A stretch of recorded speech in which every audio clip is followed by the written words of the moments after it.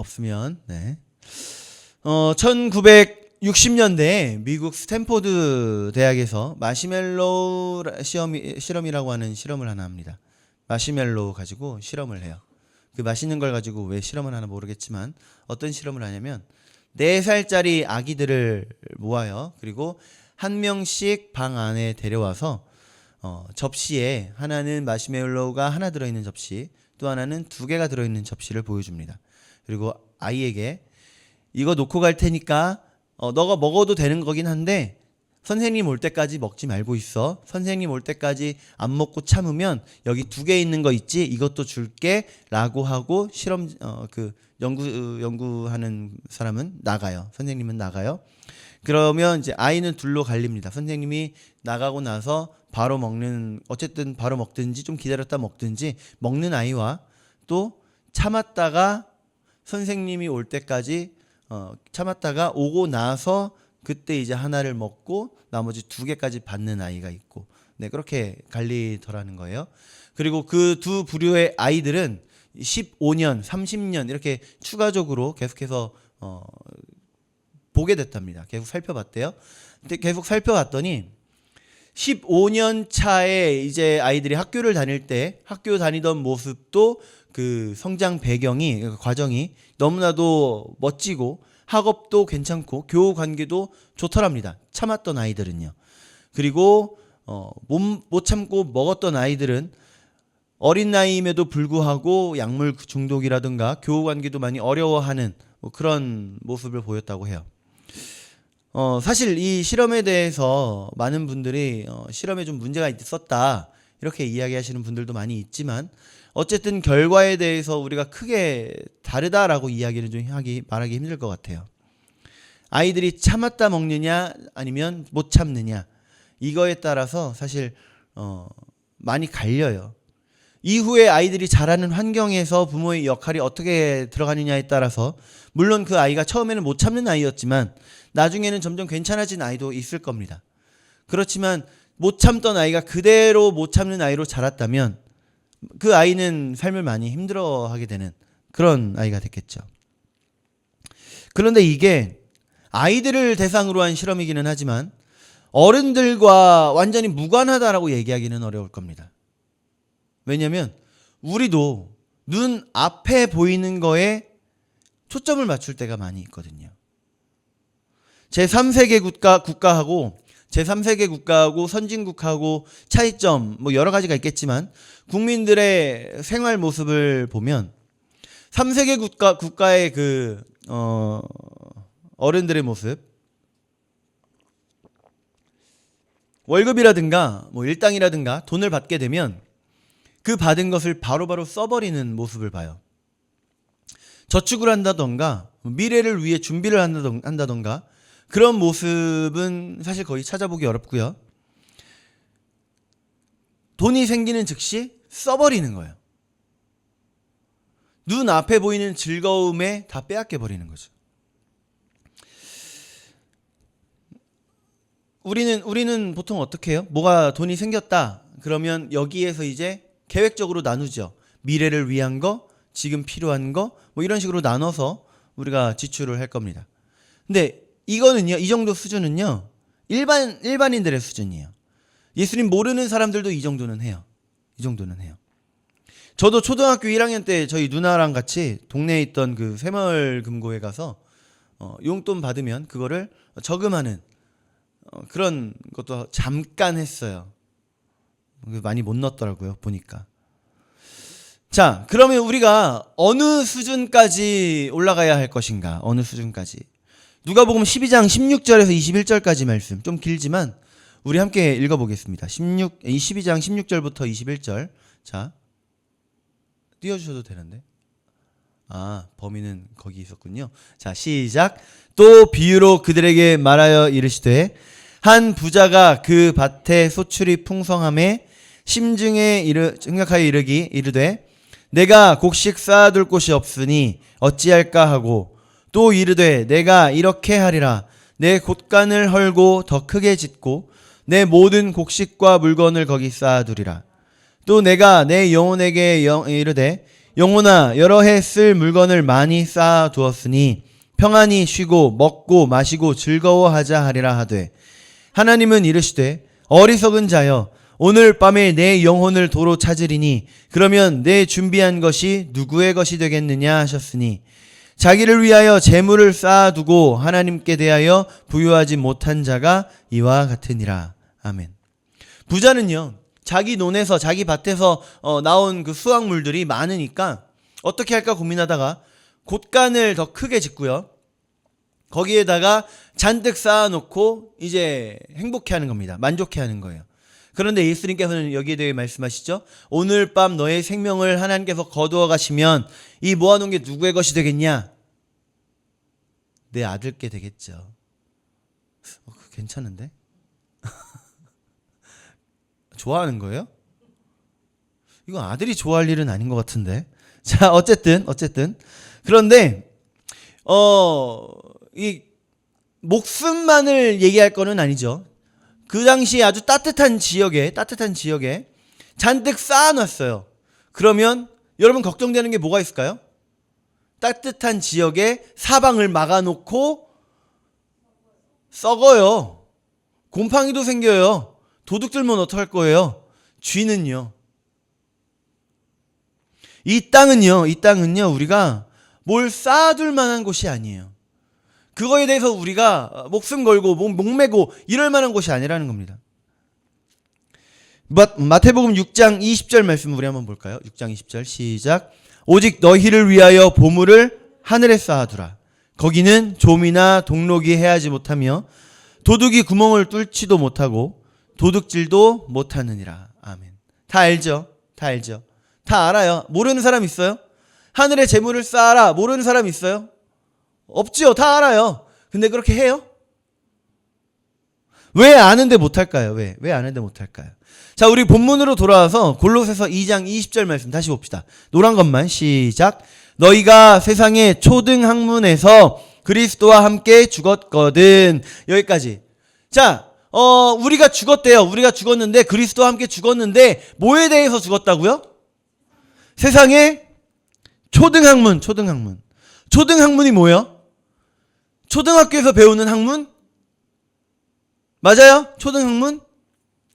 아니에요. 초등 학문은 세상의 학문이 초등하다 라는 말이에요. 세상의 학문이 하늘의 것에 비교해 보니 너무나도 낮다. 하늘의 것에 비교해 봤더니 이거는 비교할 거리가 안 된다.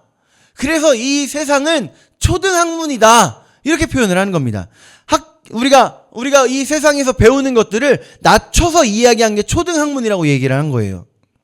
우리가 이 세상 살면서 뭘 배워요? 우리가 뭘 배웠죠? 뭘 배웠냐고 하면 우리 보통 학교에서 배운 것 먼저 생각을 하죠. 학교에서 배운 것들을 생각할 것만이 아니라 그것 더하기 부모님으로부터 배운 거, 뉴스라든가 뭐 노래 가사를 통해서도 배운 거, 수많은 것들을 우리가 배우면서 살아가요. 그런데 그 안에는요, 하늘의 방법이 담겨 있는 것으로 우리를 가르치는 게 아니라 세상의 것으로 가르치는 것들이 있었다라는 거죠. 세상의 방법, 세상의 가치관이 담겨 있는 학문은요, 그게 초등학문이라는 거예요.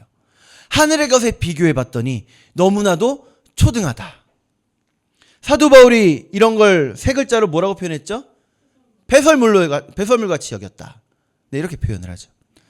그래서 이 사도 바울, 오늘 골로새서의 저자이기도 한 이 사도 바울이 여기서 말한 초등학문을 말한 첫 번째가 뭐냐면 가장 가까운 1차적으로는 율법을 이야기했어요.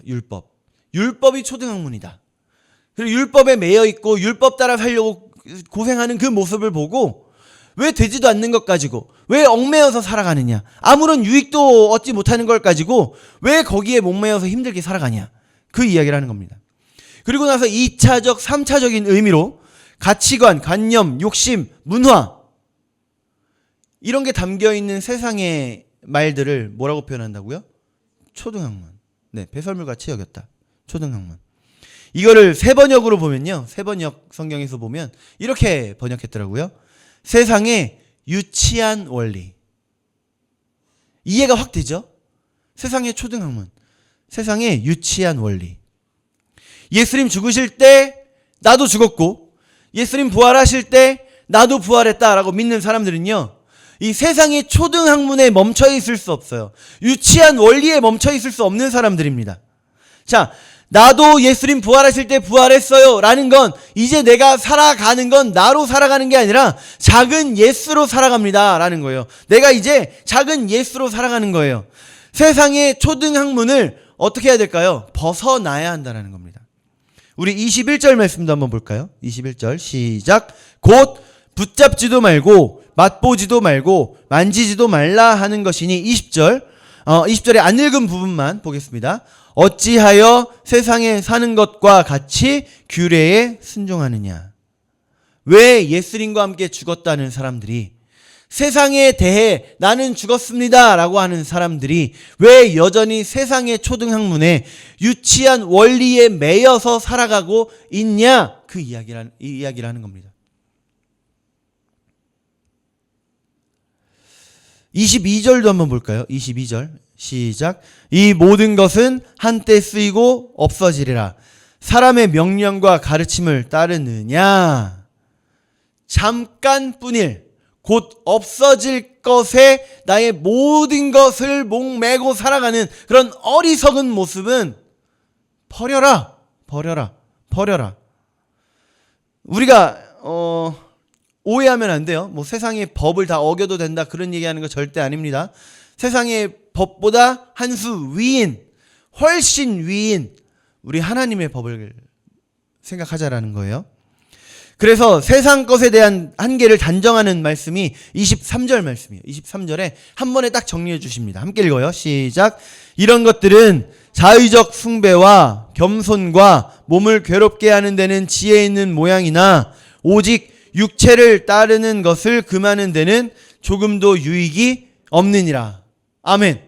거룩한 척하는 모습, 꾸며진 겸손, 아무런 유익 없는 고행, 이게 결국 세상의 초등학문을 따르는 사람이 낳게 될 결과라는 거죠. 이런 말 많이 하잖아요. 돈 많으면 얼마나 좋을까? 돈 좀 많았으면 좋겠다.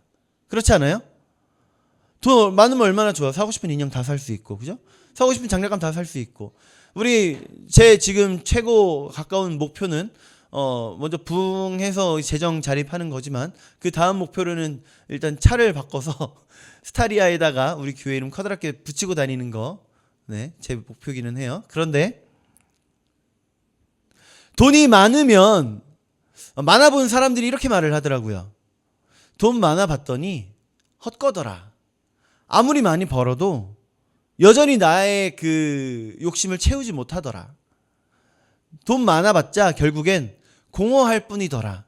이렇게 이야기하더라고요.